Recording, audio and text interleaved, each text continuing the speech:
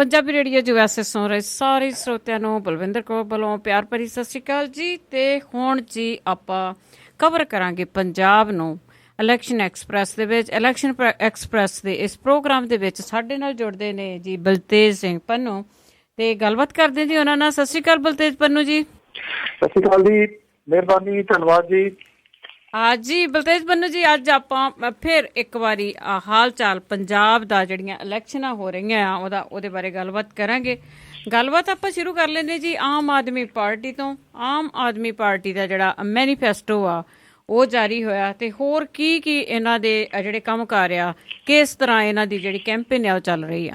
Aam Aadmi party ਨੇ ਜਿਹੜਾ ਚੋਣ ਮੈਨੀਫੈਸਟੋ ਜਾਰੀ ਕੀਤਾ ਜੀ, ਉਹਦੇ ਵਿੱਚ ਜਿਹੜੀਆਂ ਕੁਛ ਗੱਲਾਂ ਉਹਨਾਂ ਨੇ ਮੇਨ ਤੌਰ ਦੇ ਉੱਤੇ ਕਹੀਆਂ ਨੇ। ਇੱਕ ਤਾਂ ਯੂਥ ਨੂੰ ਅਟਰੈਕਟ ਕਰਨ ਦੇ ਵਾਸਤੇ ਉਹਨਾਂ ਨੇ ਇਹ ਗੱਲ ਕਹੀ ਹੈ ਕਿ ਜਿਹੜੀ ਚੋਣ ਲੜਨ ਦੀ ਉਮਰ ਹੈ 25 ਸਾਲ, ਉਹਨੂੰ ਘਟਾ ਕੇ ਅਸੀਂ 21 ਸਾਲ ਕਰਾਂਗੇ ਜੇ ਅਸੀਂ ਪਾਵਰ ਦੇ ਵਿੱਚ ਜਿਹੜਾ ਜੀ ਭਾਰਤ ਦੇ ਵਿੱਚ ਆਉਂਦੇ ਆ ਜੀ। ਦੂਜੀ ਗੱਲ ਉਹਨਾਂ ਨੇ ਇਹ ਕਹੀ ਹੈ ਕਿ ਜੱਜਾਂ ਦੀ ਦੁੱਗਣੀ 5 ਸਾਲਾਂ ਦੇ ਵਿੱਚ ਜੱਜਾਂ ਦੀ ਗਿਣਤੀ ਜਿਹੜੀ ਹੈ ਜੀ ਉਹ ਦੁੱਗਣੀ ਕੀਤੀ ਜਾਊਗੀ। ਜਿਹੜੇ ਪੁਲਿਸ ਸਟੇਸ਼ਨ ਨੇ ਜਿੱਥੇ ਡੈਰੋਗੇਸ਼ਨ ਕੀਤੀ ਜਾਂਦੀ ਆ, ਉੱਥੇ CCTV ਕੈਮਰੇ ਜਿਹੜੇ ਨੇ ਉਹ ਲਗਾਏ ਜਾਣਗੇ। ਉਹਨਾਂ ਨੇ ਇਹ ਵੀ ਗੱਲ ਕੀਤੀ ਹੈ ਕਿ ਮੁਸਲਿਮ ਭਾਈਚਾਰੇ ਦੇ ਜਿਹੜੇ ਲੋਕਾਂ ਦੇ ਉੱਤੇ ਕੇਸ ਦਰਜ ਕੀਤੇ ਗਏ ਨੇ, ਅਸੀਂ ਉਹਨਾਂ ਦਾ ਨਿਪਟਾਰਾ ਜਿਹੜਾ ਹੈ ਜੀ ਉਹ 6 ਮਹੀਨਿਆਂ ਦੇ ਵਿੱਚ ਕਰਾਂਗੇ। ਜੇ ਪੁਲਿਸ ਵਾਲਿਆਂ ਨੇ ਜਿਨ੍ਹਾਂ ਨੇ ਗਲਤ ਕੇਸ ਦਰਜ ਕੀਤੇ ਨੇ ਉਹਨਾਂ ਨੂੰ ਸਜ਼ਾਵਾਂ ਦੇਣ ਦਾ ਪ੍ਰਬੰਧ ਜਿਹੜਾ ਹੈ ਉਹ ਕਰਾਂਗੇ। ਔਰ ਨਾਲ ਦੀ ਨਾਲ ਉਹਨਾਂ ਨੇ ਜਿਹੜੀ ਫੋਰਨ ਡਾਇਰੈਕਟ ਇਨਵੈਸਟਮੈਂਟ ਹੈ ਉਹਦੇ ਵਾਸਤੇ ਆਪਣਾ ਸਟੈਂਡ ਸਪਸ਼ਟ ਕੀਤਾ। ਪਹਿਲਾਂ ਦਿੱਲੀ ਦੇ ਵਿੱਚ ਵਿਰੋਧੀ ਸੀ, ਉਹਨਾਂ ਕਿਹਾ ਕਿ ਅਸੀਂ ਜਿਹੜੀ ਇਨਵੈਸਟਮੈਂਟ ਹੈ ਉਹਦੇ ਵਿਰੋਧੀ ਨਹੀਂ, ਪਰ ਰੀਟੇਲ ਦੇ ਵਿੱਚ ਅਸੀਂ ਇਨਵੈਸਟਮੈਂਟ ਜਿਹੜੀ ਆ ਉਹ ਨਹੀਂ ਚਾਹੁੰਦੇ। ਭਾਵ ਕਿ FDI ਇਨ ਰੀਟੇਲ ਆਮ ਆਦਮੀ ਪਾਰਟੀ ਨੇ ਕੱਟ ਦਿੱਤੀ ਹੈ। ਉਹਨਾਂ ਕਿਹਾ ਕਿ ਸਰਹੱਦ ਦੇ ਉੱਤੇ ਜ਼ੀਰੋ ਟੋਲਰੈਂਸ ਜਿਹੜੀ ਹੈ ਉਹ ਬਣਾਈ ਜਾਊਗੀ। ਲੋਕਾਂ ਨੂੰ ਬਿਹਤਰੀਨ ਸਿੱਖਿਆ ਤੇ ਸਿਹਤ ਜਿਹੜੀ ਆ ਦਿੱਤੀ ਜਾਊਗੀ। ਉਹਨਾਂ ਨੇ ਸਰਕਾਰੀ ਸਕੂਲਾਂ ਨੂੰ ਤੇ ਸਰਕਾਰੀ ਹਸਪਤਾਲਾਂ ਨੂੰ ਪ੍ਰਾਈਵੇਟ ਤੇ ਬਰਾਬਰ ਜਿਹੜਾ ਜੀ ਉਹ ਕੁਝ ਸਾਲਾਂ ਦੇ ਵਿੱਚ ਕਰ ਦੇਵਾਂਗੇ, ਤਾਂ ਕਿ ਆਮ ਬੰਦਾ ਜਿਹੜਾ ਉਹਦੇ ਤੱਕ ਸਿੱਖਿਆ ਜਿਹੜੀ ਆ ਉਹ ਪਹੁੰਚ ਸਕੇ। ਇਹ ਆਮ ਆਦਮੀ ਪਾਰਟੀ ਦੇ ਚੋਣ ਮੈਨੀਫੈਸਟੋ ਦੇ ਵਿੱਚ ਕੁਝ ਵੱਡੀਆਂ ਗੱਲਾਂ ਜਿਹੜੀਆਂ ਨੇ ਉਹ ਕੀਤੀਆਂ ਗਈਆਂ ਨੇ। ਦੇਖਦੇ ਹਾਂ ਲੋਕਾਂ ਦੇ ਉੱਤੇ ਇਹਦਾ ਅਸਰ ਜਿਹੜਾ ਜੀ ਉਹ ਕਿਹੋ ਜਿਹਾ ਪੈਂਦਾ, ਕਿਉਂਕਿ ਵਪਾਰੀ ਵਰਗ ਜਿਹੜਾ ਛੋਟਾ ਵਪਾਰੀ ਹੈ ਜੀ ਉਹਨੂੰ ਖੁਸ਼ ਕਰਨ ਦੇ ਵਾਸਤੇ ਉਹਨਾਂ ਨੇ FDI ਜਿਹੜੀ ਹੈ ਇਹਦੀ ਰੀਟੇਲ ਦੇ ਵਿੱਚ ਵਿਰੋਧਤਾ ਕੀਤੀ ਹੈ। ਯੂਥ ਦੇ ਵਾਸਤੇ ਉਹਨਾਂ ਨੇ 21 ਸਾਲ ਦੀ ਉਮਰ ਜਿਹੜੀ ਇਹਦੀ ਕੀਤੀ ਹੈ ਚੋਣ ਲੜਨ ਦੇ ਵਾਸਤੇ। ਪਹਿਲਾਂ ਜਿਹੜੀ ਆ ਉਹ 25 ਸਾਲ ਹੈ। ਉਧਰ ਅਰਵਿੰਦ ਕੇਜਰੀਵਾਲ ਹੋਰੀ ਜਿਹੜੇ ਨੇ ਉਹ ਪੰਜਾਬ ਦੇ ਵਿੱਚ 11, 12 ਤੇ 13 ਤਰੀਕ ਨੂੰ ਇੱਥੇ ਆ ਰਹੇ ਨੇ, ਔਰ ਇੱਥੇ ਕੁਝ ਜਿਹੜਾ ਜਲਸਾ ਵਗੈਰਾ ਨਹੀਂ ਕਰਨਗੇ, ਬਲਕਿ ਰੋਡ ਸ਼ੋਅ ਦਾ ਸਹਾਰਾ ਜਿਹੜਾ ਉਹ ਲੈਣਗੇ। ਆਮ ਆਦਮੀ ਪਾਰਟੀ ਜਿਹੜੀ ਹੈ ਜੀ ਉਹਦੀ ਇਸ ਵੇਲੇ ਜ਼ਿਆਦਾ ਜਿਹੜਾ ਜ਼ੋਰ ਹੈ ਜੀ ਉਹ ਕੁਝ ਸੀਟਾਂ ਦੇ ਉੱਤੇ ਰਹੂਗਾ। ਅਰਵਿੰਦ ਕੇਜਰੀਵਾਲ ਤਾਂ 11, 12, 13 ਨੂੰ ਆਉਣ, ਪਰ ਬਾਕੀ ਜਿਹੜੇ ਉਹਦੇ ਨੇਤਾ ਨੇ ਉਹਨਾਂ ਦੀਆਂ ਫੇਰੀਆਂ ਹੁਣ ਵਧਣਗੀਆਂ ਪੰਜਾਬ ਦੇ ਵਿੱਚ। ਪਟਿਆਲਾ, ਸੰਗਰੂਰ, ਲੁਧਿਆਣਾ ਜਿਹੜੀ ਸੀਟ ਆ, ਇਹਨਾਂ ਸੀਟਾਂ ਦੇ ਉੱਤੇ ਇਸ ਉਹਨਾਂ ਦਾ ਜਿਹੜਾ ਜ਼ਿਆਦਾ ਕੇਂਦਰਿਤ ਰਹੂਗਾ ਜੀ ਧਿਆਨ। ਇੱਧਰ ਜਲੰਧਰ ਤੋਂ ਜਿਹੜੇ ਉਮੀਦਵਾਰ ਪਿੱਛੇ ਹਟ ਗਏ ਸਨ, ਉਹਨਾਂ ਦੀ ਜਗ੍ਹਾ ਦੇ ਉੱਤੇ ਹੁਣ ਇੱਕ ਆਮ ਸਕੂਲ ਟੀਚਰ ਜਿਹੜੀ ਹੈ ਜੀ ਜੋਤੀ ਮਾਨ ਲੜਕੀ ਹੈ ਜੀ, ਉਹਨੂੰ ਉਮੀਦਵਾਰ ਬਣਾਇਆ ਗਿਆ ਜਲੰਧਰ ਤੋਂ। ਔਰ ਹੁਣ ਤਕਰੀਬਨ ਸਾਰੀਆਂ ਜਿਹੜੀਆਂ ਸੀਟਾਂ ਨੇ ਉਹਦੇ ਤੋਂ ਆਮ ਆਦਮੀ ਪਾਰਟੀ ਦੇ ਜਿਹੜੇ ਕੈਂਡੀਡੇਟ ਨੇ ਉਹ ਮੈਦਾਨ ਦੇ ਵਿੱਚ ਆ ਗਏ ਨੇ ਜੀ। ਤੇ ਅੱਗੇ ਜੀ ਆਪਾਂ ਗੱਲ ਕਰੀਏ ਤੇ ਭਾਰਤੀ ਜਨਤਾ ਪਾਰਟੀ ਦਾ ਮੈਨੀਫੈਸਟੋ ਵੀ ਅਜੇ ਆਇਆ ਜਾਂ ਨਹੀਂ? ਜੀ ਭਾਰਤੀ ਜਨਤਾ ਪਾਰਟੀ ਦਾ ਚੋਣ ਮੈਨੀਫੈਸਟੋ ਜਿਹੜਾ ਜੀ ਉਹ ਲਮਕ ਗਿਆ। ਇਹ ਕਿਹਾ ਜਾ ਰਿਹਾ ਕਿ 7 ਤਰੀਕ ਨੂੰ ਸ਼ਾਇਦ ਇਹ ਆਊਗਾ। 7 ਤਰੀਕ ਨੂੰ ਵੋਟਾਂ ਦਾ ਗੇੜ ਜਿਹੜਾ ਉਹ ਸ਼ੁਰੂ ਹੋ ਜਾਣਾ। ਇਹ ਕਿਹਾ ਜਾ ਰਿਹਾ ਕਿ ਜਿਹੜੀ ਉਹਦੀ ਅੰਦਰ ਖਾਤੇ ਖਿੱਚਧੂ ਜਿਹੜੀ ਹੈ ਭਾਰਤੀ ਜਨਤਾ ਪਾਰਟੀ ਦੇ ਵਿੱਚ ਚੱਲ ਰਹੀ ਹੈ।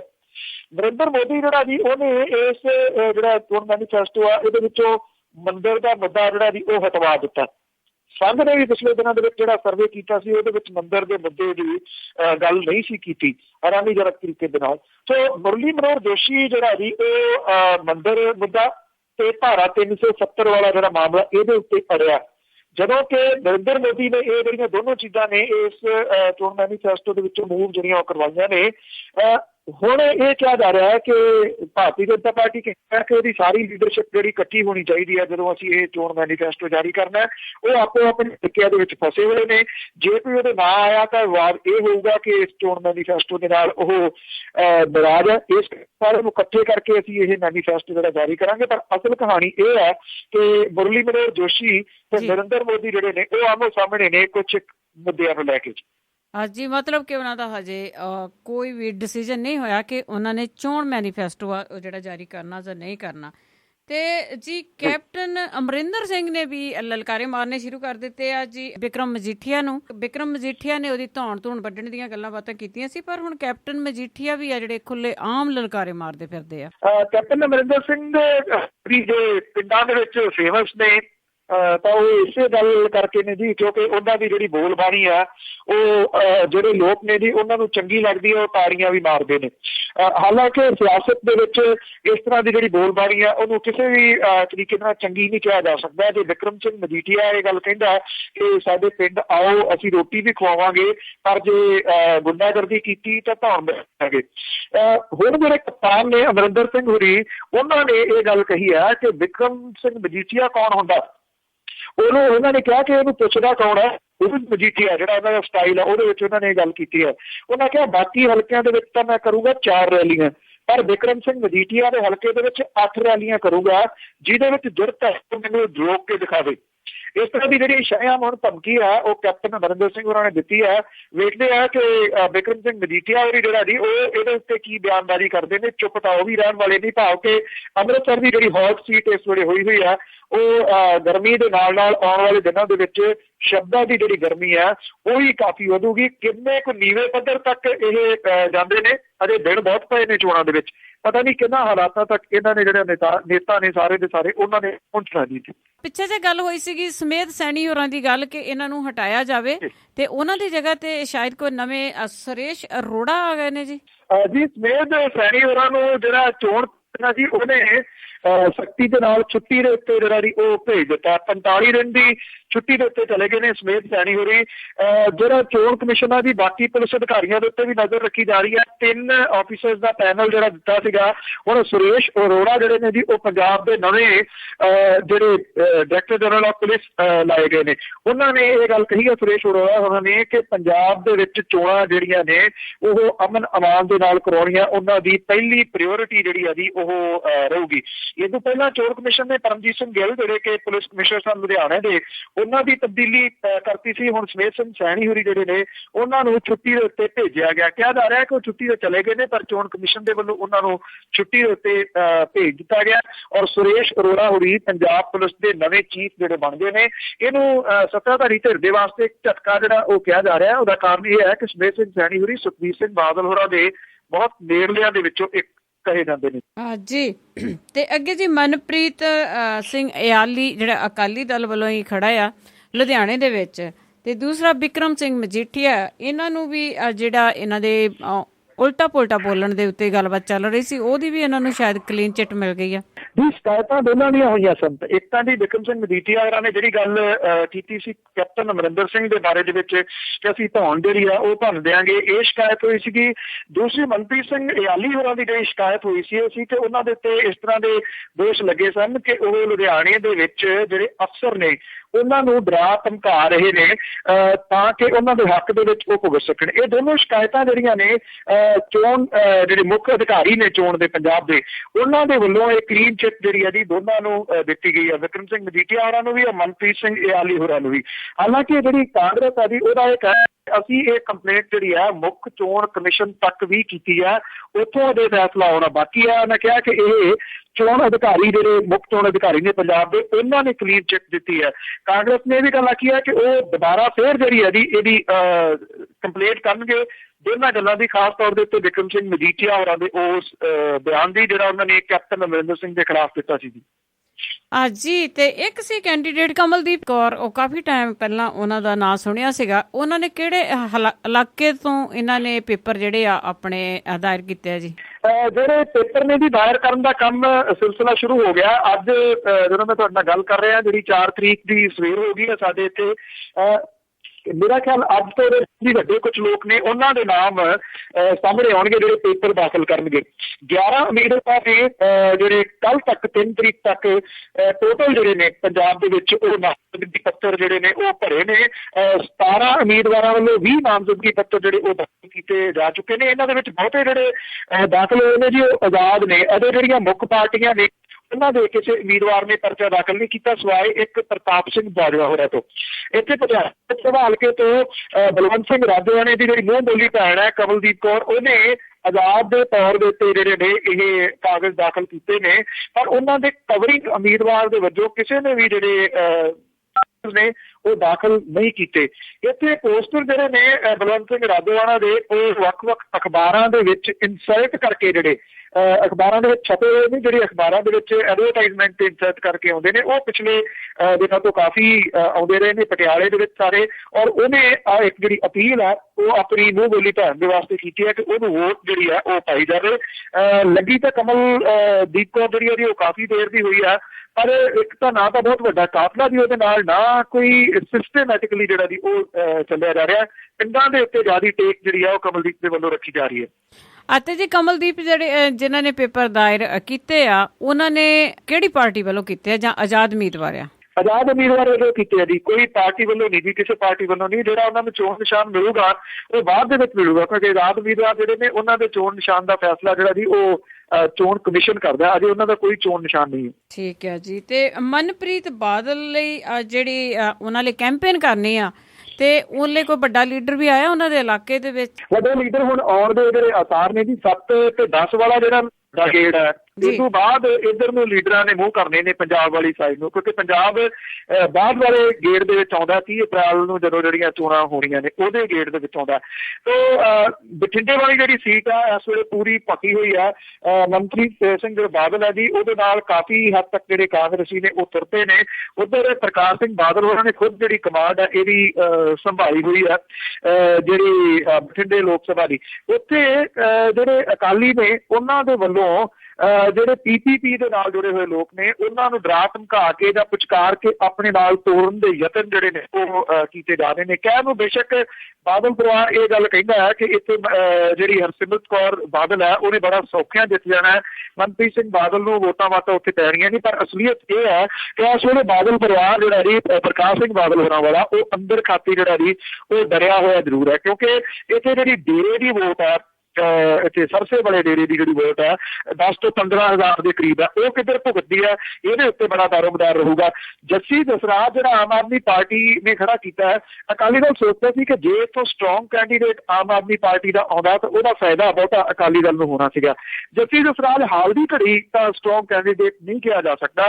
ਆਉਣ ਵਾਲੇ ਦਿਨਾਂ ਦੇਖਦੇ ਹਾਂ ਜੀ ਕਿ ਉਹ ਆਪਣੀ ਚੋਣ ਮੁਹਿੰਮ ਜਿਹੜੀ ਹੈ ਉਹ ਕਿਵੇਂ ਤੋਰਦਾ ਤੇ ਲੋਕਾਂ ਦਾ ਸਹਿਯੋਗ ਜਿਹੜਾ ਉਹਨੂੰ ਕਿਹੋ ਜਿਹਾ ਮਿਲਦਾ ਹੈ।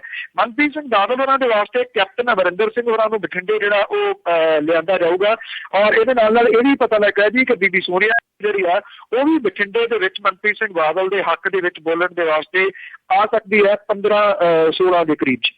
ਹਾਂਜੀ, ਇਹਦਾ ਮਤਲਬ ਜਿਹੜੀ ਬਠਿੰਡੇ ਵਾਲੀ ਸੀਟ ਆ ਅੱਜ ਦੀ ਤਰੀਕ ਵਿੱਚ ਜਿਹੜੀ ਬਠਿੰਡੇ ਵਾਲੀ ਸੀਟ ਬਹੁਤ ਜ਼ਿਆਦਾ ਉਹ ਹਾਟ ਆ ਤੇ ਉੱਥੇ ਬਹੁਤ ਹੀ ਜਿਹੜੀ ਬੜਾ ਫਸਮਾ ਮੁਕਾਬਲਾ ਲੱਗਦਾ ਹੈ ਕਿ ਉਹ ਜਿਹੜੇ ਅਕਾਲੀ ਦਲ ਦੇ ਵੱਲੋਂ ਜਿਹੜਾ ਬਾਦਲ ਪਰਿਵਾਰ ਆ ਉੱਥੇ ਫਸ ਚੁੱਕਾ ਆ। ਕਿਉਂਕਿ ਜਿਹੜੀਆਂ ਪੰਚਾਇਤੀ ਚੋਣਾਂ ਦੇ ਦੌਰਾਨ ਜਿਹੜੀਆਂ ਧੜੇਬੰਦੀਆਂ ਬਣ ਗਈਆਂ ਸੀ ਪਿੰਡਾਂ ਦੇ ਵਿੱਚ, ਉਹ ਅਕਾਲੀ ਕਾਫੀ ਨੁਕਸਾਨ ਜਿਹੜੀਆਂ ਨੇ ਉਹ ਪਹੁੰਚਾ ਰਹੀ। ਸ਼ਾਇਦ ਉਹਦਾ ਹੀ ਲਾਹਾ ਜਿਹੜਾ ਦੀ ਮਨਪ੍ਰੀਤ ਸਿੰਘ ਬਾਦਲ ਹੋਰੀ ਲੈਣਾ ਚਾਹੁੰਦੇ ਨੇ। ਪਿੰਡਾਂ ਥਾਵਾਂ ਦੇ ਵਿੱਚ ਅਜੇ ਵੀ ਜਿਹੜਾ ਵੱਡੇ ਵਿਰੋਧ ਦਾ ਸਾਹਮਣਾ ਕਰਨਾ ਪੈ ਰਿਹਾ ਅਕਾਲੀ ਦਲ ਦੇ ਵੱਲੋਂ। ਇਸੇ ਕਰਕੇ ਕਿਤੇ ਕਨੈਕਸ਼ਨਾਂ ਦੇ ਨਾਲ ਤੇ ਕਿਤੇ ਠੇਕਿਆਂ ਦੇ ਜਿਹੜੇ ਲਾਲਚ ਨੇ ਉਹ ਦਿੱਤੇ ਜਾ ਰਹੇ ਨੇ ਕਿ ਮਿੱਟੀ ਦੇ ਠੇਕੇ ਤੁਹਾਨੂੰ ਦੇ ਦਾਂਗੇ, ਰੇਤਾ ਦੇ ਠੇਕੇ ਤੁਹਾਨੂੰ ਦੇ ਦਾਂਗੇ ਜਾਂ ਫਿਰ ਦਾਰੂ ਦੇ ਠੇਕੇ ਤੁਹਾਨੂੰ ਦੇ ਦਾਂਗੇ। ਹਰ ਕਿਸਮ ਦੇ ਲਾਲਚ ਜਿਹੜੇ ਨੇ ਉਹ ਉੱਥੇ ਵੋਟਰਾਂ ਨੂੰ ਦਿੱਤੇ ਜਾ ਰਹੇ ਨੇ ਪਿੰਡਾਂ ਦੇ ਵਿੱਚ, ਖਾਸ ਤੌਰ ਦੇ ਉੱਤੇ ਪੰਚਾਂ ਸਰਪੰਚਾਂ ਨੂੰ। ਅੱਜ ਤਾਂ ਇਹ ਵੀ ਅੱਗੇ ਪਿੱਛੇ ਜੇ ਗੱਲ ਚੱਲੀ ਸੀ ਕਿ ਜਿਹੜੇ ਉਮੀਦਵਾਰ ਆ ਜਿਹੜੇ ਇਲੈਕਸ਼ਨ ਲੜ ਰਹੇ ਆ ਤੇ ਉਹ ਦਾਗੀ ਬਹੁਤ ਹੁੰਦੇ ਨੇ, ਕਿਸੇ ਤੇ ਕੋਈ ਕੇਸ ਚੱਲ ਰਿਹਾ, ਕਿਸੇ ਤੇ ਕੋਈ ਕੇਸ ਚੱਲ ਰਿਹਾ। ਤਾਂ ਇਸ ਵਾਰ ਕਿੰਨੇ ਕੁ ਤੁਹਾਡੇ ਖਿਆਲ ਦੇ ਵਿੱਚ ਹੋਣਗੇ ਜਿਹੜੇ ਇਲੈਕਸ਼ਨ ਲੜ ਰਹੇ ਆ ਪਰ ਉਹ ਦਾਗੀ ਉਮੀਦਵਾਰ ਆ? ਜਿੱਦਾਂ ਨਾ ਜੀ ਜਿਹੜੀ ਚੋਣ ਪ੍ਰਕਿਰਿਆ ਅੱਗੇ ਵੱਧ ਰਹੀ ਹੈ, ਕਾਗਜ਼ ਦਾਖਲ ਹੋਣਗੇ ਉੱਥੋਂ ਕਿਉਂਕਿ ਵੇਰਵਾ ਦੇਣਾ ਪੈਂਦਾ, ਉੱਥੋਂ ਸਾਰੇ ਇਹ ਵੇਰਵੇ ਜਿਵੇਂ ਜਿਵੇਂ ਸਟੇਟ ਦੇ ਵਿੱਚ ਜਿਹੜੇ ਵਾਰੀ ਸਿਰ ਆ ਰਹੇ ਨੇ ਉੱਦਾਂ ਇਹਦੇ ਅੰਕੜੇ ਜਿਹੜੇ ਸਾਹਮਣੇ ਆਉਣਗੇ। ਪੰਜਾਬ ਵਾਲੇ ਦੇ ਵਿੱਚ ਤਾਂ ਅਜੇ ਸਾਰੀਆਂ ਨਾਮਜ਼ਦਗੀਆਂ ਮੁਕੰਮਲ ਹੋ ਲੈਣ ਦਿਓ ਫਿਰ ਪਤਾ ਲੱਗੂਗਾ ਜੀ। ਗੋਆ ਦੇ ਵਿੱਚ ਮੁਕੰਮਲ ਨੇ ਜਿੱਥੇ 19 ਉਮੀਦਵਾਰਾਂ ਦੇ ਵਿੱਚ ਕਰੀਬ 1/3 ਦੇ ਖਿਲਾਫ ਜਿਹੜੇ ਉਹ ਅਪਰਾਧਿਕ ਮਾਮਲੇ ਜਿਹੜੇ ਉਹ ਦਰਜ ਨੇ ਜੀ। ਇੱਕ ਰਾਜ ਸਰਕਾਰੀ ਜਥੇਬੰਦੀ ਹੈ ਜੀ association of democratic reforms ADR ਜਿਹੜੀ, ਉਹ ਨਾਲ ਦੀ ਨਾਲ ਕੀ ਕਰਦੀ ਹੈ ਜੀ, ਜਦੋਂ ਇਹ ਕਿਉਂਕਿ ਦੱਸਣੇ ਪੈਂਦੇ ਨੇ ਉਹ ਨਾਲ ਦੀ ਨਾਲ ਜਿਹੜਾ ਡਾਟਾ ਉਹ ਆਪਣੀ ਵੈਬਸਾਈਟ ਦੇ ਉੱਤੇ ਪਾ ਦਿੰਦੀ ਹੈ ਤਾਂ ਕਿ ਲੋਕਾਂ ਨੂੰ ਪਤਾ ਲੱਗ ਜਾਏ ਕਿ ਕਿਹੜੇ ਉਮੀਦਵਾਰ ਦੇ ਖਿਲਾਫ ਕਿੰਨੇ ਪਰਚੇ ਜਿਹੜੇ ਨੇ ਉਹ ਦਰਜ ਨੇ। ਇਸੇ ਜਥੇਬੰਦੀ ਦੀ ਜਿਹੜੀ ਵੈਬਸਾਈਟ ਆ ਉਹਦੇ ਅਨੁਸਾਰ 32% ਦੇ ਖਿਲਾਫ 19 ਦੇ ਵਿੱਚੋਂ ਅਪਰਾਧਿਕ ਮਾਮਲੇ ਜਿਹੜੇ ਨੇ ਉਹ ਦਰਜ ਨੇ। 19 ਉਮੀਦਵਾਰਾਂ ਚੋਂ 6 ਨੇ ਆਪਣੇ ਹਲਫਨਾਮਿਆਂ ਦੇ ਵਿੱਚ ਕੇਸ ਦਰਜ ਹੋਣ ਦਾ ਖੁਲਾਸਾ ਜਿਹੜਾ ਕੀਤਾ। 3 ਉਮੀਦਵਾਰਾਂ ਦੇ ਖਿਲਾਫ ਕਈ ਗੰਭੀਰ ਮਾਮਲੇ ਜਿਹੜੇ ਉਹ ਚੱਲ ਰਹੇ ਨੇ। ਗੋਆ ਤੋਂ ਇੱਕ ਆਜ਼ਾਦ ਚੋਣ ਲੜ ਰਿਹਾ ਉਮੀਦਵਾਰ ਦੇ ਖਿਲਾਫ 4 ਕੇਸ ਦਰਜ ਨੇ। ਦੱਖਣੀ ਗੋਆ ਤੋਂ ਤ੍ਰਿਣਮੂਲ ਕਾਂਗਰਸ ਦੇ ਚਰਚਿਲ ਅਲੇਮੋ ਤੇ ਕਬਾਇਲੀ ਆਗੂ ਗੋਬਿੰਦ ਦੇ 3 ਕੇਸ ਜਿਹੜੇ ਉਹ ਚੱਲ ਰਹੇ ਨੇ ਜੀ। ਭਾਵੇਂ ਜੇ ਗੋਆ ਦੀ ਕਹਾਣੀ ਹੈ, ਗੋਆ ਛੋਟਾ ਜਿਹਾ ਸੂਬਾ, ਬਾਕੀ ਥਾਵਾਂ ਦੇ ਉੱਤੇ ਇਹ ਵੀ ਜਿਹੜੇ ਅੰਕੜੇ ਨੇ ਜਿਵੇਂ ਜਿਵੇਂ ਆਉਣਗੇ ਆਪਾਂ ਸਰੋਤਿਆਂ ਦੇ ਨਾਲ ਸਾਂਝੇ ਕਰਾਂਗੇ। ਅੱਜ ਜੀ ਅਗਲੀ ਚੱਲਦੇ ਹਾਂ ਆਪਾਂ। ਲਾਸਟ ਸਾਡਾ ਕੁਐਸਚਨ ਆ ਜਿਹੜਾ ਸਰਹੱਦ ਤੇ ਜਿਹੜੀ ਡਰੱਗ ਹੈਗੀ ਆ, ਇਹ ਕਹਿੰਦੇ ਮੁੱਕਣ ਦਾ ਨਾਂ ਹੀ ਨਹੀਂ ਲੈ ਰਹੀ। ਇਹ ਰੋਜ਼ ਨਿਤ ਨਵੇਂ ਦਿਨ ਜਿਹੜੀਆਂ ਕਹਾਣੀਆਂ ਉੱਥੋਂ ਸੁਣੀ ਦੀਆਂ ਆ ਤੇ ਉੱਥੋਂ ਜਿਹੜੀ ਡਰੱਗ ਫੜ ਹੋ ਰਹੀ ਆ ਤੇ ਹੁਣ ਵੀ ਪਤਾ ਲੱਗਾ ਸੀ ਕਿ ਉੱਥੋਂ ਹੁਣ ਵੀ ਹੈਰੋਇਨ ਫੜੀ ਗਈ ਆ। ਇਹਨੇ ਤਾਂ ਤਬਾਹੀ ਜਿਹੜੀ ਇਹਨਾਂ ਦੀ ਉਹ ਮਚਾਈ ਹੋਈ ਆ ਪੰਜਾਬ ਦੇ ਵਿੱਚ।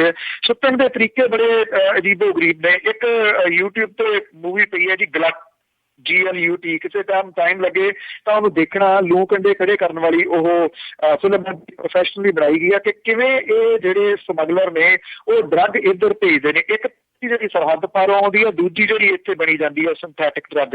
ਹਾਲਾਤ ਇਹ ਨੇ, ਮੈਂ ਫੇਸਬੁੱਕ ਦੇ ਉੱਤੇ ਵੀ ਸ਼ੇਅਰ ਕੀਤਾ ਸੀਗਾ ਕਿ ਕੱਲ ਇੱਕ ਮੇਰੇ ਮਿੱਤਰ ਨੇ ਜੀ ਵਕੀਲ ਸਾਹਿਬ, ਉਹਨਾਂ ਦੇ ਚੈਂਬਰ 'ਚ ਬੈਠਿਆ ਇੱਕ ਜਿਹੜੀ ਔਰਤ ਸੀ ਨਾ ਜੀ, ਉਹ ਐਡੀ ਦੁਖੀ ਸੀ ਕਿ ਉਹ ਥਾਣੇਦਾਰ ਦੇ ਤਰਲੇ ਲੈ ਰਹੀ ਸੀ ਕਿ ਉਹਦਾ ਜਿਹੜਾ ਇਕਲੌਤਾ ਪੁੱਤ ਹੈ ਕਿਸੇ ਤਰੀਕੇ ਦੇ ਨਾਲ ਉਹਨੂੰ 3 ਸਾਲਾਂ ਦੇ ਵਾਸਤੇ ਜਿਹੜਾ ਦੀ ਜੇਲ੍ਹ ਭੇਜ ਦੇ। ਉਹ ਕਹਿੰਦੀ ਇਹ ਬਾਹਰ ਉਹ ਸਮੈਕੀਆ ਬਣ ਗਿਆ, ਉਹ ਕਿਸੇ ਹਾਲਤ ਦੇ ਵਿੱਚ ਸੁਧਰਨ ਲਈ ਤਿਆਰ ਨਹੀਂ। ਸ਼ਾਇਦ ਜੇਲ੍ਹ ਦੇ ਵਿੱਚ ਜਾ ਕੇ ਉਹਦੀ ਇਹ ਆਦਤ ਜਿਹੜੀ ਹੈ ਨਸ਼ੇ ਦੀ ਛੁੱਟ ਜਾਵੇ। ਸ਼ਾਇਦ ਵਿਚਾਰੀ ਭੋਲੀ ਮਾਂ ਨੂੰ ਇਹ ਵੀ ਨਹੀਂ ਪਤਾ ਜੀ ਕਿ ਜੇਲ੍ਹਾਂ ਦੇ ਵਿੱਚ ਵੀ ਤਾਂ ਸਪਲਾਈ ਜਿਹੜੀ ਆ ਉਹ ਬਰਾਬਰ ਹੁੰਦੀ ਹੈ। ਭਾਵੇਂ ਕਿ ਕੋਈ ਮਾਂ ਇਹ ਕਹਿ ਰਹੀ ਹੈ ਥਾਣੇਦਾਰ ਨੂੰ ਕਿ ਮੇਰੇ ਪੁੱਤ ਨੂੰ ਕੁਝ ਸਮੇਂ ਦੇ ਵਾਸਤੇ ਜੇਲ੍ਹ ਭੇਜ ਦੇ, ਸ਼ਾਇਦ ਉਹ ਉੱਥੇ ਜਾ ਕੇ ਬਚ ਜਾਏ। ਇਹ ਇੱਕ ਮਾਂ ਦੀ ਗੱਲ ਨਹੀਂ ਹੈ, ਪੰਜਾਬ ਦੀਆਂ ਬਹੁਤੀਆਂ ਮਾਵਾਂ ਜਿਹੜੀ ਗੱਲ ਹੈ ਜਿਨ੍ਹਾਂ ਦੇ ਪੁੱਤ ਜਿਹੜੇ ਨੇ ਉਹ ਇਸ ਨਸ਼ੇ ਦੇ ਵਿੱਚ ਚਲੇ ਗਏ ਨੇ। ਇਸੇ ਕਰਕੇ ਮੈਂ ਇੱਥੇ ਕਹਿੰਦਾ ਜੀ ਕਿ ਜਿਹੜੇ ਮਾਪੇ ਨੇ ਨਾ, ਉਹ ਜਿੱਥੇ ਵੀ ਰਹਿੰਦੇ ਨੇ ਪੰਜਾਬੀ ਮਾਪੇ ਸਾਰੇ, ਹਾਲਾਂਕਿ ਜਿੱਥੇ ਵੀ ਅਮਰੀਕਾ 'ਚ ਨੇ, ਕੈਨੇਡਾ ਦੇ ਵਿੱਚ ਨੇ, ਉਹਨਾਂ ਨੂੰ ਹੁਣ ਤੋਂ ਸੁਚੇਤ ਜਿਹੜੀ ਹੈ ਜੀ ਇਹ ਹੋਣ ਦੀ ਜ਼ਰੂਰਤ ਹੈ। ਨਹੀਂ ਤਾਂ ਇਹ ਤੁਹਾਡੀਆਂ ਬਰੂਹਾਂ ਦੇ ਉੱਤੇ ਵੀ ਆਈ ਖੜੀ ਹੈ। ਜਿਹੜੇ ਤਰੀਕੇ ਦੇ ਨਾਲ ਤਾਰਾਂ ਜਿਹੜੀਆਂ ਨੇ ਇਹਨਾਂ ਸਮਗਲਰਾਂ ਦੀਆਂ ਜਾ ਕੇ ਕੈਨੇਡਾ ਦੇ ਵਿੱਚ ਜੁੜਦੀਆਂ ਨੇ। ਭਾਰਤ ਪਾਕਿਸਤਾਨ ਜਿਹੜੀ ਹੈ ਜੀ, ਇੱਥੇ 50ਵੀਂ ਬਟਾਲੀਅਨ ਦੇ ਜਵਾਨ ਜਿਹੜੇ ਨੇ ਜੀ, ਉਹਨਾਂ ਨੇ ਅੰਮ੍ਰਿਤਸਰ ਸੈਕਟਰ ਦੀ ਸਰਹੱਦੀ ਚੌਕੀ ਜਿਹੜੀ ਮੁੱਲਾ ਕੋਟ ਆ, 13 ਪੈਕਟ ਹੈਰੋਇਨ ਦੇ ਜਿਹੜੇ, ਇੱਕ ਪਿਸਤੌਲ ਤੇ ਬਾਕੀ ਰੌਂਦ ਵਗੈਰਾ ਜਿਹੜੇ ਉਹ ਬਰਾਮਦ ਕੀਤੇ ਨੇ। ਇਹਦੀ ਕੀਮਤ ਜਿਹੜੀ ਹੈ ਜੀ 65 ਕਰੋੜ ਰੁਪਈਆ ਦੱਸੀ ਗਈ ਹੈ। ਜਿਹੜੇ ਤਰੀਕੇ ਤੇ ਸੁੱਟਦੇ ਨੇ, ਪਲਾਸਟਿਕ ਦੀ ਪਾਈਪ ਹੁੰਦੀ ਹੈ ਜੀ, ਪਲਾਸਟਿਕ ਦੀ ਪਾਈਪ ਦੇ ਵਿੱਚ ਇੱਕ ਸਾਈਡ ਤੋਂ ਪਾ ਕੇ ਤਾਰਾਂ ਦੇ ਵਿੱਚੋਂ ਦੀ ਕੱਢ ਕੇ ਦੂਜੇ ਪਾਸੇ ਜਿਹੜੀ ਆ ਦਿੱਤੀ ਜਾਂਦੀ ਹੈ। ਜਿਹੜੀ ਮੂਵੀ ਦਾ ਮੈਂ ਜ਼ਿਕਰ ਕੀਤਾ ਗਲਤ, ਉਹ ਵੀ ਡਾਕੂਮੈਂਟਰੀ ਫਿਲਮ ਹੈ, ਉਹਦੇ ਵਿੱਚ ਵੀ ਇਹ ਦੱਸਿਆ ਗਿਆ ਕਿ ਇਸ ਤਰੀਕੇ ਦੇ ਨਾਲ ਇਹ ਜਿਹੜੇ ਸਮਗਲਰ ਨੇ ਉਹ ਇਹਨੂੰ ਇਸ ਪਾਸੇ ਵੱਲ, ਭਾਰਤ ਵਾਲੇ ਪਾਸੇ ਵੱਲ ਸੁੱਟਦੇ ਨੇ। ਅਕਸਰ ਇਹ ਕਿਹਾ ਜਾਂਦਾ ਪੰਜਾਬ ਸਰਕਾਰ ਦੇ ਵੱਲੋਂ ਜੀ ਸਰਹੱਦ ਹੈ, ਇਹ ਸਰਹੱਦ ਦਾ ਕੰਟਰੋਲ ਤਾਂ ਕੇਂਦਰ ਦੇ ਹੱਥ ਦੇ ਵਿੱਚ ਹੈ। ਸਵਾਲ ਜਿਹੜਾ ਸਭ ਤੋਂ ਵੱਡਾ ਇਹ ਹੈ, ਸਰਹੱਦ ਇਕੱਲੇ ਪੰਜਾਬ ਦੇ ਨਾਲ ਨਹੀਂ ਲੱਗਦੀ, ਸਰਹੱਦ ਤਾਂ ਕਈ ਹੋਰ ਸੂਬਿਆਂ ਦੇ ਵਿੱਚ ਵੀ ਲੱਗਦੀ ਹੈ ਪਾਕਿਸਤਾਨ ਦੀ। ਉੱਥੇ ਫਿਰ ਸਮਗਲਿੰਗ ਜਿਹੜੀ ਆ ਉਹ ਕਿਉਂ ਨਹੀਂ ਹੁੰਦੀ? ਪੰਜਾਬ ਦੇ ਵਿੱਚ ਹੀ ਸਮਗਲਿੰਗ ਕਿਉਂ ਹੁੰਦੀ ਹੈ? ਜੀ ਬਿਲਕੁਲ, ਇਹ ਤਾਂ ਵਾਕਈ ਸੋਚਣ ਵਾਲੀ ਗੱਲ ਆ ਕਿ ਇਹ ਸਮਗਲਿੰਗ ਆ ਜਿਹੜੀ ਦੋਹਾਂ ਪੰਜਾਬਾਂ ਦੇ ਮਿਡਲ ਦੇ ਵਿੱਚ ਕਿਉਂ ਹੁੰਦੀ ਆ। ਇਹ ਜਿਹੜੀਆਂ ਬਹੁਤ ਹੀ ਡੂੰਘੀਆਂ ਤਾਰਾਂ ਆ ਕਿਤੇ ਨਾ ਕਿਤੇ ਵੱਜਦੀਆਂ ਆ। ਤੇ ਜੀ ਜੇ ਆਲ ਓਵਰ ਗੱਲ ਕਰੀਏ ਪੂਰੇ ਇੰਡੀਆ ਦੀ, ਜਿਵੇਂ ਪਹਿਲਾਂ ਸੁਣਦੇ ਸੀ ਕਿ ਮੋਦੀ ਨਮੋ ਨਮੋ ਨਮੋ ਮੋਦੀ ਚੱਲਦੀ ਆ, ਕਿ ਅਜੇ ਵੀ ਇਸੇ ਤਰ੍ਹਾਂ ਜਿਹੜੇ ਦਾਅਵੇ ਕੀਤੇ ਜਾਂਦੇ ਆ ਕਿ ਮੋਦੀ ਦੀ ਸਰਕਾਰ ਬਣੂਗੀ? ਜਿੱਥੇ ਤੱਕ ਤਾਂ ਚੈਨਲਾਂ ਦੀ ਗੱਲ ਹੈ, ਜੇ ਤੁਸੀਂ ਚੈਨਲ ਦੇਖ ਲਓ ਇੱਥੋਂ ਦੇ, ਤਾਂ ਤੁਸੀਂ ਕਹੋਗੇ ਵੀ ਇਹ ਤਾਂ ਲੜਾਈ ਤਾਂ ਹੈ ਹੀ ਨਹੀਂ ਕਿਤੇ, ਇੱਕ ਪਾਸੇ ਲੜਾਈ ਹੈ ਤੇ ਨਰਿੰਦਰ ਮੋਦੀ ਉਹਨਾਂ ਨੇ ਸੁਪਰ ਮੈਜੋਰਿਟੀ ਦੇ ਨਾਲ ਜਿਹੜਾ ਜੀ ਉਹ ਆ ਜਾਣਾ ਇੱਥੇ। ਪਰ ਜਿਹੜੀ ਰਿਐਲਿਟੀ ਇਹ ਹੈ ਕਿ ਅਰਵਿੰਦ ਕੇਜਰੀਵਾਲ ਜਿਹੜਾ ਜੀ ਉਹਦਾ ਰੱਥ ਰੋਕਣ ਦੇ ਵਿੱਚ ਕਾਫੀ ਹੱਦ ਤੱਕ ਸਫਲ ਹੋਇਆ ਝਾੜੂ ਦੇ ਨਾਲ। ਲੋਕ ਜਿਹੜੇ ਨੇ ਜੀ ਉਹ ਉਹਦੇ ਵੱਲ ਨੂੰ ਕਾਫੀ ਹੱਦ ਤੱਕ ਹੈ ਨੇ। ਬਾਕੀ ਹੁਣ ਇਹ ਸਾਰਾ ਕੁਝ ਡਿਪੈਂਡ ਕਰੂਗਾ ਜੀ ਵੋਟਾਂ ਦੇ ਉੱਤੇ, ਮਸ਼ੀਨਾਂ ਦੇ ਵਿੱਚੋਂ ਜਿਹੜਾ ਜੀ ਉਹ ਕੀ ਕੁਝ ਨਿਕਲਦਾ। ਇੱਕ ਖਬਰ ਜਿਹੜੀ ਸਾਹਮਣੇ ਆ ਰਹੀ ਹੈ, ਪਤਾ ਨਹੀਂ ਉਹਦੇ ਵਿੱਚ ਕਿੰਨੀ ਕੁ ਜ਼ਿਆਦਾ ਰਿਐਲਿਟੀ ਹੈ ਕਿ ਇੱਕ ਮਸ਼ੀਨਾਂ ਜਿਹੜੀਆਂ ਫੜੀਆਂ ਗਈਆਂ ਨੇ ਆਪਣੇ ਗੁਹਾਟੀ ਦੇ ਵਿੱਚ, ਉੱਥੇ ਇੱਕ ਮਸ਼ੀਨ ਜਿਹੜੀ ਆ ਉਹਦੀ ਛਾਣਬੀਣ ਕਰਦਾ ਇਹ ਪਤਾ ਲੱਗਿਆ ਜੀ ਕਿ ਕਿਸੇ ਨੂੰ ਵੀ ਤੁਸੀਂ ਵੋਟ ਪਾਓ ਤਾਂ ਜਾਊਗੀ ਭਾਜਪਾ। ਜੀ ਜੀ ਪਿਛਲੀਆਂ ਵਿਧਾਨ ਸਭਾ ਦੀਆਂ ਚੋਣਾਂ ਹੋਈਆਂ ਸੀਗੀਆਂ, ਉਦੋਂ ਵੀ ਇਹ ਗੱਲ ਆਈ ਸੀ ਕਿ ਜਿਹੜੀਆਂ ਇਲੈਕਟ੍ਰੋਨਿਕ ਵੋਟਿੰਗ ਮਸ਼ੀਨਸ ਨੇ ਇਹਨਾਂ ਦੇ ਨਾਲ ਛੇੜਛਾੜ ਕੀਤੀ ਗਈ ਹੈ, ਇਹਨਾਂ ਦੇ ਨਾਲ ਛੇੜਛਾੜ ਹੋ ਸਕਦੀ ਹੈ, ਉਹ ਚਾਹੇ ਬਲੂਟੁੱਥ ਦੇ ਰਾਹੀਂ ਹੋਵੇ ਚਾਹੇ ਵਾਈਫਾਈ ਦੇ ਰਾਹੀਂ ਹੋਵੇ। ਮਨਪ੍ਰੀਤ ਬਾਦਲ ਹੋਰਾਂ ਨੇ ਅੱਜ ਇੱਕ ਮੰਗ ਕੀਤੀ ਹੈ ਇਲੈਕਸ਼ਨ ਕਮਿਸ਼ਨ ਤੋਂ ਕਿ ਇਹਦੀ ਜਿਹੜੀ ਰਸੀਦ ਹੈ, ਜਦੋਂ ਤੁਸੀਂ ਵੋਟ ਪਾਉਂਦੇ ਹੋ ਉਹਦੀ ਜਿਹੜੀ ਰਸੀਦ ਨਿਕਲਦੀ ਆ, ਉਹ ਮਸ਼ੀਨਾਂ ਵੀ ਹੈਗੀਆਂ ਨੇ, ਉਹ ਇੱਥੇ ਬੈਠੇ ਚਲਾਈਆਂ ਜਾਣ ਤਾਂ ਕਿ ਜਿਹੜੀ ਇਹਨਾਂ ਮਸ਼ੀਨਾਂ ਦੇ ਨਾਲ ਕਿਸੇ ਕਿਸਮ ਦੀ ਕੋਈ ਛੇੜਛਾੜ ਜਿਹੜੀ ਆ ਉਹ ਨਾ ਹੋ ਸਕੇ। ਇਹ ਸਾਰੀਆਂ ਉਹ ਗੱਲਾਂ ਨੇ ਜੀ ਜਿਹਨਾਂ ਨੂੰ ਦੇਖਣਾ ਹੋਊਗਾ ਕਿ ਕਿਸ ਲੈਵਲ ਤੱਕ ਇਹ ਸਿਆਸੀ ਪਾਰਟੀਆਂ ਜਿਹੜੀਆਂ ਉਹ ਦਿਖਦੀਆਂ ਨੇ ਹੇਰਾ ਫੇਰੀ ਵਾਲੇ ਮਾਮਲੇ ਦੇ ਉੱਤੇ। ਬਿਲਕੁਲ ਜੀ, ਪਿਛਲੀ ਜਿਵੇਂ ਤੁਸੀਂ ਜ਼ਿਕਰ ਕੀਤਾ ਆ, ਪਿਛਲੀ ਵਾਰ ਵੀ ਇਹ ਗੱਲ ਆਈ ਸੀਗੀ ਸਾਹਮਣੇ ਕਿ ਬਿਲਕੁਲ ਜ਼ਰੂਰ ਸਪੈਸ਼ਲੀ ਪੰਜਾਬ ਦੇ ਵਿੱਚ ਜਿਹੜੀਆਂ ਮਸ਼ੀਨਾਂ ਦੇ ਨਾਲ ਆ ਉਹ ਛੇੜਛਾੜ ਕੀਤੀ ਗਈ ਸੀ। ਤੇ ਅਖੀਰ ਦੇ ਵਿੱਚ ਜੀ ਤੁਹਾਡਾ ਅਜ਼ਨਾਮਾ ਕਿ ਸਿੱਧੇ ਨਾਲ ਅਜੇ ਵੀ ਰਾਹ ਆਇਆ, ਕੀਤੀ ਬਾਦਲ ਨੂੰ ਤੋੜ ਕੇ ਨਾ ਉਸਨੇ। ਸਿੱਧਾ ਅਜੇ ਵੀ ਰਾਹ ਆਇਆ, ਕੀਤੀ ਬਾਦਲ ਨੂੰ ਤੋੜ ਕੇ ਨਾ ਉਸਨੇ। ਸਿੱਧੇ ਨਾਲ ਅਜੇ ਵੀ ਰਾਹ ਆਇਆ, ਕੀਤੀ ਬਾਦਲ ਨੂੰ ਤੋੜ ਕੇ ਨਾ ਉਸਨੇ। ਉਹਦੀ ਦੀਵੀ ਰੋਜ਼ ਹੀ ਕਹੀ ਜਾਂਦੀ, ਆਉਣਾ ਹੋਰ ਨਾ ਕਦੇ ਪਿਛਾਂ ਉਸਨੇ। ਛੱਡੀ ਸਾਰੀ ਗੁਰਿਆਈ ਹੈ ਜੇਤਲੀ ਦੀ, ਘੁੱਟ ਗਡਕਰੀ ਦੀ ਫੜੀ ਬਾਂਹ ਉਸਨੇ। ਗੋਡੇ ਮੋਦੀ ਦੇ ਘੁੱਟਣ ਦਾ ਵੱਲ ਉਸਨੂੰ, ਦਾ ਵਰਤ ਕੇ ਜਾਣਾ ਅਗਾਂਹ ਉਸਨੇ। ਚੇਲੇ ਆਖ ਰਹੇ ਨੇ ਅਰੁਣ ਜੇਤਲੀ ਦੇ, ਵੱਧ ਸਾਥੋਂ ਨਾ ਆਪਦੇ ਦਾ ਉਸਨੂੰ। ਚੇਲੇ ਆਖ ਰਹੇ ਨੇ ਅਰੁਣ ਜੇਤਲੀ ਦੇ, ਵੱਧ ਸਾਥੋਂ ਨਾ ਆਪਦੇ ਦਾ ਉਸਨੂੰ। ਜ਼ਰਾ 30 ਅਪ੍ਰੈਲ ਨੂੰ ਦੋ ਲੱਗਣ, ਲੂਣ ਤੇਲ ਦਾ ਦੱਸਾਂਗੇ ਭਾਅ ਉਸਨੂੰ। ਜੀ ਥੈਂਕ ਯੂ ਜੀ, ਬਹੁਤ ਬਹੁਤ ਧੰਨਵਾਦ। ਥੈਂਕ ਯੂ ਜੀ, ਸਤਿ ਸ਼੍ਰੀ ਅਕਾਲ ਜੀ। ਜੀ ਸਰੋਤਿਓ, ਇਹ ਸਨ ਬਲਤੇਜ ਮੰਨੂ ਤੇ ਹੁਣ ਮੈਨੂੰ ਵੀ ਦਿਓ ਇਜਾਜ਼ਤ। ਸਾਰੇ ਸਰੋਤਿਆਂ ਨੂੰ ਬਲਵਿੰਦਰ ਕੌਰ ਵੱਲੋਂ ਵੀ ਪਿਆਰ ਭਰੀ ਸਤਿ ਸ੍ਰੀ ਅਕਾਲ।